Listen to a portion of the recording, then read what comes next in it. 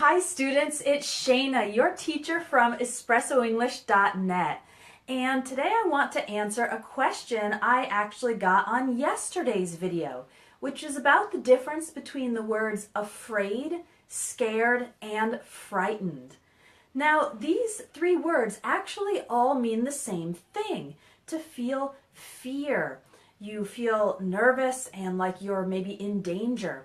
So there's not really a difference in definition, but there is a difference in the way we use these three words in English. So I'm going to show you with examples exactly how to use afraid, scared, and frightened. So let's get started. When you are describing yourself, your own feelings, or the feelings of someone else, a person, then we use afraid and scared. So a couple of good examples are, I'm afraid of spiders. A spider is like a type of, it's not an insect, but it has 8 legs, and a lot of people don't like spiders. So I'm afraid of spiders. Or I could also use the word scared. It would mean the same thing.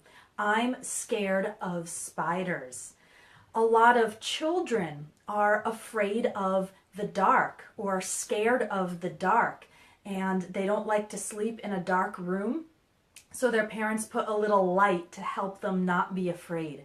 So you can say I'm, or if you're talking about another person, he is, she is, they are scared of spiders, or my children are afraid of the dark. And we use afraid or scared plus the preposition of, and then the thing or person or situation that the person is afraid of. You can also be afraid or scared to take an action. For example, I'm afraid to speak in front of a lot of people. So I know a lot of English learners can be afraid to speak English, but I hope that my lessons will help you be more confident and not be scared to speak.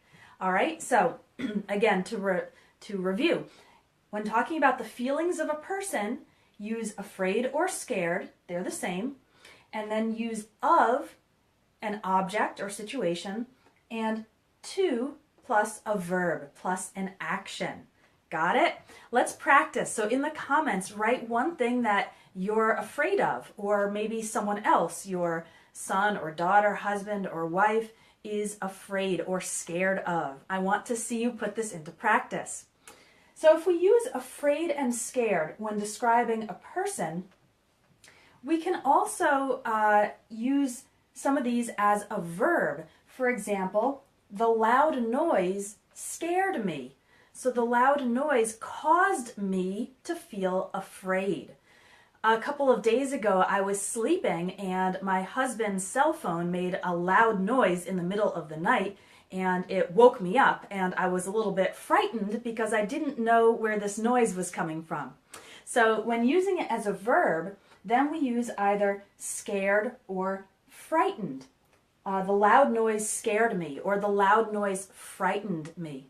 Now these are both in the past. I'm talking about a specific situation in the past that happened previously, but you can also use these in the present. So for example, drunk drivers scare me.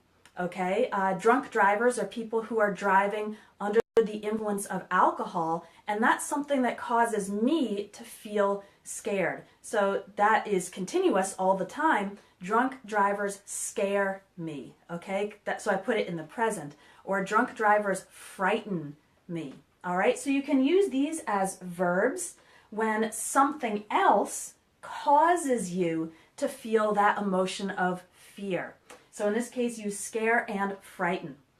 Now, when describing an actual thing or situation that causes that emotion, we use scary or frightening to describe the thing. So in this last sentence, let's imagine that I went on a really big roller coaster at an amusement park, and it was really fast and it went upside down. Then I could say it was a scary experience, or it was a frightening experience. So now scary and frightening are adjectives that modify experience, okay? Whereas in the first example with afraid and scared, these are adjectives that talk about me, okay? So to sum up, afraid, scared, and frightened, they all refer to the same thing, but we just use them in slightly different ways depending on the structure of the sentence. So when describing your own feelings or the feelings of a person, use afraid or scared. When using it as a verb, so talking about something that caused you to feel fear, then we use scare and frighten. And we usually use these in the past because we're normally talking about a situation or event that happened that caused us to feel fear. Or, for example, if someone, your friend, let's say you're studying and your friend comes up behind you and says, "Boo!" then you could say, "Hey, you frightened me." That means you caused me to feel fear or feel afraid. And then you can also use scary and frightening like this.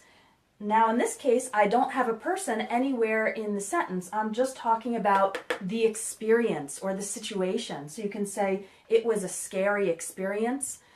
This is used when talking about movies. It was a scary movie, okay? Or frightening. It was a frightening experience. It was a frightening movie. I hope that helps clear it up. I really like to use examples to show how native English speakers actually use these words in real life, because I think it's easier to learn from examples than just to study definitions or rules. So if you'd like to learn more, I have a lot of courses and ebooks that can help you, and I really try to use plenty of real examples inside my courses and ebooks. So if you'd like to check out those lessons for yourself, I've made a list of free samples available. You can get those by clicking the link in this video. Take all the free samples and then see which course or which ebook you like the best. If you like all of them and you want to get all of them, then there's a 35% discount. You can find more information about that on my website. Thank you for the question and thank you for joining me today. Don't forget to comment with your example sentence using one of these words, and also like this video, share it with all your friends. Bye for now.